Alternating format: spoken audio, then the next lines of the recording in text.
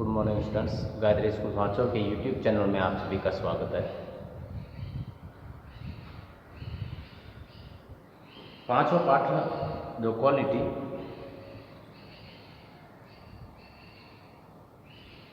के working with text के कुछ क्वेश्चंस जो है हमने पिछले वीडियो लेक्चर में किए,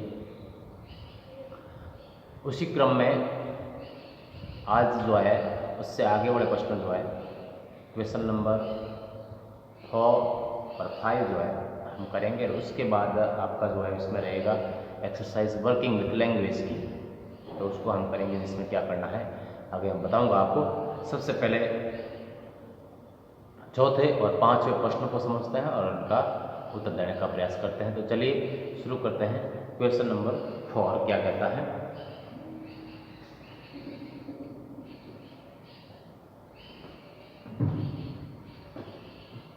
लिखा है what was mister Gessler's complaint against meat firms. बड़ी बड़ी कंपनियां जो है उनके विरुद्ध श्रीमान गेस्लर की क्या शिकायत है। मतलब बड़ी जूते निर्माता कंपनियां जो है उनसे श्रीमान गेस्लर की क्या शिकायतें थी।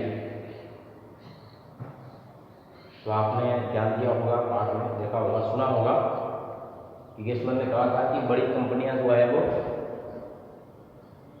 विज्ञापन के माध्यम से अपने निम्न स्तर के जूतों को भी बेच देती है, जिससे हमारा काम जो है वो छिन जाता है। तो हम लिखेंगे mister Gessler was quite critical of big firms. श्रीमान गेस्लर बड़ी जूते निर्माता कंपनियों के प्रति आलोचनात्मक थे,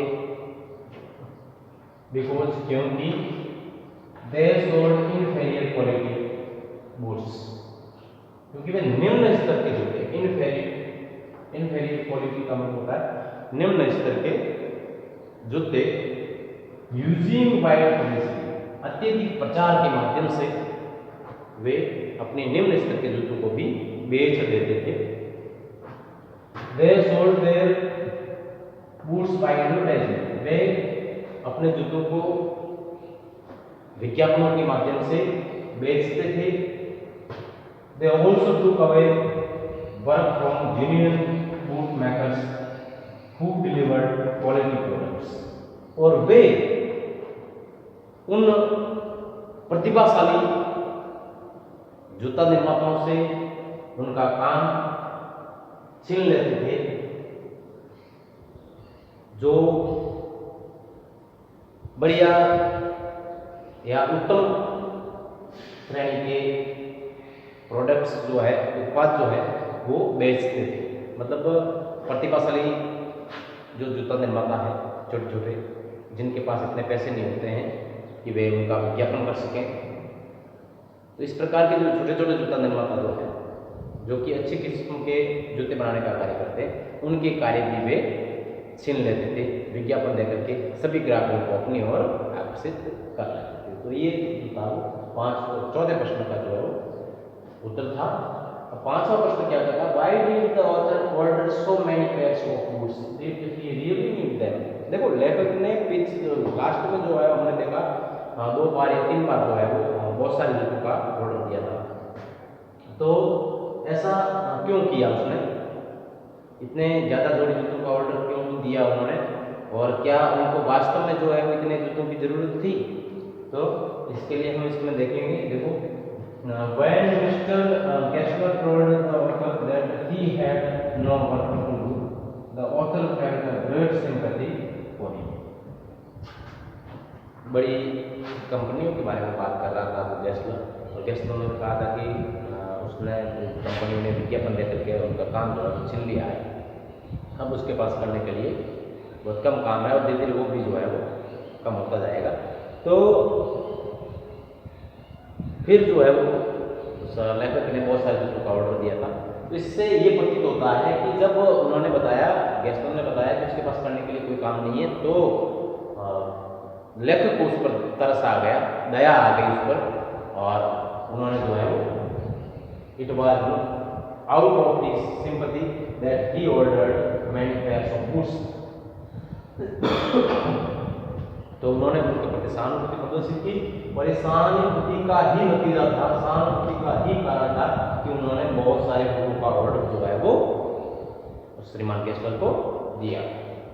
इनफैक्ट वास्तव में the author did not need them, वास्तव में लेखक को इतने सारे जूतों की जरूरत नहीं, क्योंकि 5 प्रश्न का आंसर। अब जो है अपना आगे का एक्सरसाइज जो है वर्किंग विद लैंग्वेज, व्याकरण का भाग है और इसमें आपको क्या करना है, लिखा है study the following phrases and their word meanings. कुछ फ्रेज दिए हैं और उनके आगे उनका जो है मीनिंग भी दिया है, अर्थ दिया है इंग्लिश में। Use them appropriately to complete the sentences that follow. तो आपको क्या करना है, इन फ्रेजेस का उपयोग करते हुए आपको आगे वाले कुछ सेंटेंसेस को, उनकी ब्लैंक्स जो है उनको फिलअप करना है, खाली जगह भरनी है। तो देखिए पहला शब्द है, फ्रेज जो है वो है लुक आफ्टर, और लुक आफ्टर का मतलब होता है टेक केयर ऑफ, देखभाल करना, ठीक है। फिर दूसरा है लुक डाउन ऑन, तो इसका है डिसअप्रूव और रिगार्ड एज इनफीरियर, किसी के प्रति अस्वीकृति प्रदान करना या उसको निम्न मानना, यह है लुक डाउन ऑन। फिर look in on someone, look in या ऑन का मतलब होता है मेक अ शॉर्ट विजिट, थोड़ी देर के लिए देखने जाना, कुछ समय के लिए मिलने जाना। और लुक इनटू का मतलब होता है इन्वेस्टिगेट, इन्वेस्टिगेट का मतलब जांच करना। लुक आउट का मतलब होता है बी केयरफुल, सावधान, सावधान होना। लुक अप इम्प्रूव, सुधार। और फिर है लुक अप टू का मतलब होता है प्रशंसा, तारीफ, एडमायर। तो इनसे खाली को आपको पढ़ना है। फर्स्ट है after very long spell of heat, काफी लंबे समय तक अत्यधिक गर्मी के बाद, द वेदर इज, अब मौसम जो है, आखिर अंततः मौसम जो है, काफी लंबे समय तक गर्मी पड़ने के बाद अंततः मौसम में क्या हो सकता है, इम्प्रूव। शब्द आएगा लुकिंग अप, लुकिंग अप, इसका शब्द हो जाएगा लुकिंग अप, ठीक है। लुक से लुकिंग बना, लुकिंग अप तो सुधार करा, ठीक है, इम्प्रूविंग। अब उसके बाद है we have no right to people who do small work, छोटे कार्य करने वालों को हमें है दृष्टि से नहीं देखना चाहिए, उनको निम्न नहीं समझना चाहिए, निम्न नहीं समझना चाहिए, असमान प्रदर्शित नहीं करना चाहिए, उन्हें अस्वीकृत नहीं करना चाहिए। तो इसके लिए शब्द सही रहेगा look down on, look down on, look down on, look down on. फिर Nitin has always his uncle who is self made man,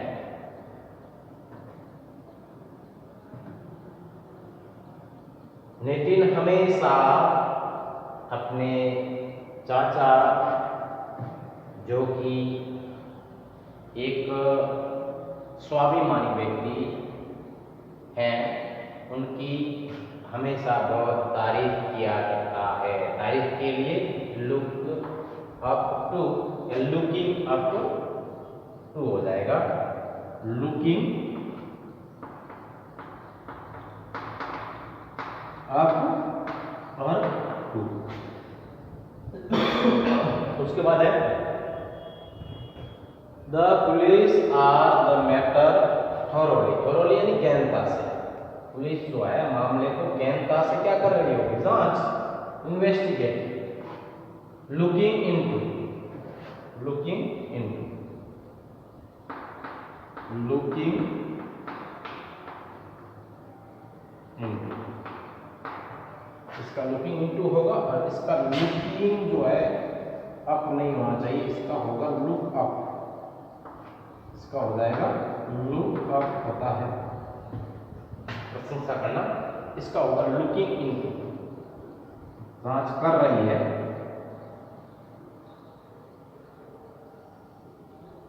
और if you want to go out, अगर आप बाहर जाना चाहते हैं, अगर आप बाहर जाना चाहते हैं, I will the children for you, मैं आपके लिए आपके बच्चों की क्या करूंगा, take care of, look after हो जाएगा, लुक आफ्टर,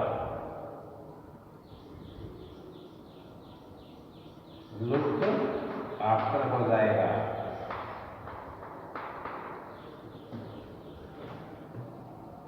फिर है I promise to on your brother when I next visit Lucknow, जब मैं लखनऊ जाऊंगा तो मैं वादा करता हूं कि मैं आपके भाई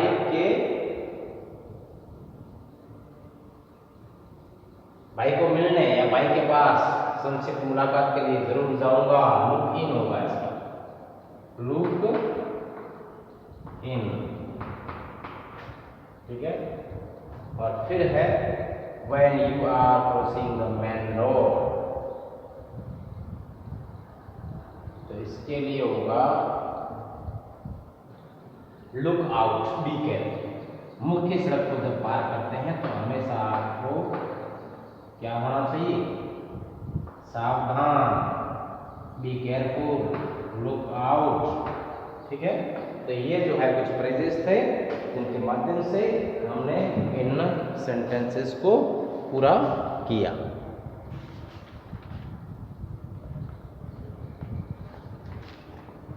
आप जो है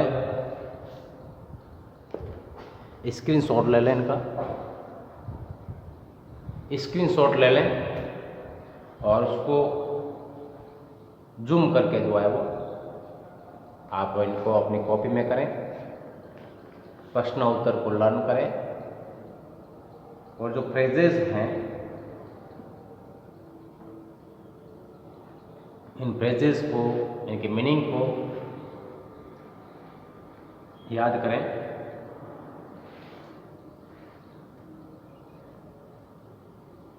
पहले कॉपी में करें और फिर याद करें। कल जो है वो हम इससे नेक्स्ट जो है इसका भाग वर्किंग विद लैंग्वेज का ही सेकंड प्रश्न जो है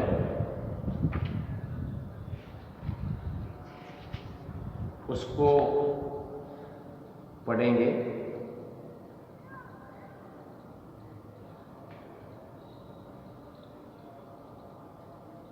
जिसमें कुछ शब्द जो है उनके उच्चारण से संबंधित ही है, तो उच्चारण केवल उच्चारण करना है आपको, और उनमें क्या भिन्नता है, किसका क्या अर्थ होता है, वो भी मैं समझाने का मेरा प्रयास रहेगा। सेम उच्चारण वाले वर्ड्स जो है जिनका उच्चारण एक जैसा होता है लेकिन स्पेलिंग जो है वो अलग होती है और उनका अर्थ भी जो है वो अलग होता है।